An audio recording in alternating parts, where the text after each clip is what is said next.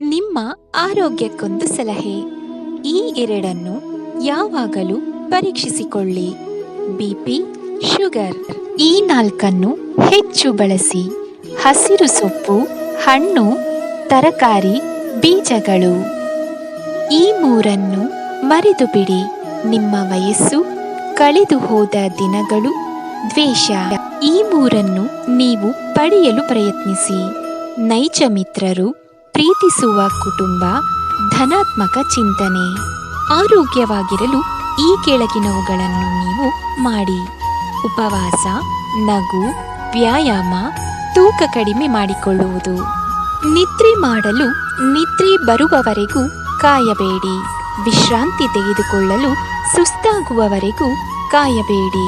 ಸ್ನೇಹಿತನನ್ನು ಭೇಟಿಯಾಗಲು ಆತ ಕಾಯಿಲೆ ಬೀಳುವವರೆಗೂ ಕಾಯಬೇಡಿ. ದೇವರನ್ನು